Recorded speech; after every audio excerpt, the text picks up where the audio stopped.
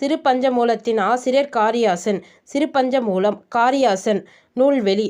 தமிழில் சங்க இலக்கியங்களைத் தொடர்ந்து நீதி நூல்கள் தோன்றின. அவை 17 கீழ்க்கணக்கு நூல்களுள் ஒன்று சிறுபஞ்சமூலம். பஞ்சம்னானது 5ன்னு சொல்லுவோமா, 5 சிறு வேர்களைக் கொண்டுள்ளது என்பதன் இதன் பொருள். அது என்னென்ன வேருன்னு பார்க்கும்போது கண்டங்கத்திரி, சிறுவழுதினை, சிறுமல்லி, பெருமல்லி, நெருஞ்சி. இவ்வேர்கள் எப்படி நம்ம மருந்து நம்ம உடலில் உள்ள நோயை எப்படி போக்குகின்றதோ அதுபோல் சிறுபஞ்சத்தில் உள்ள பாடல்கள் 5 கருத்துக்களையும் மக்களின் அறியாமையை போக்கி நல்வழிப்படுத்தியுள்ளது.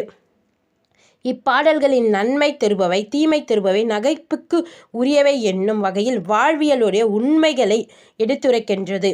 சிறுபஞ்சத்தின் ஆசிரியர் காரியாசன்.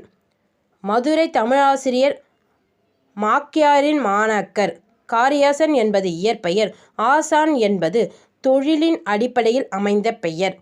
மாக்காரியாசன் என்று பாயுரைச் செய்யுள் இவரை சிறப்பித்துள்ளது.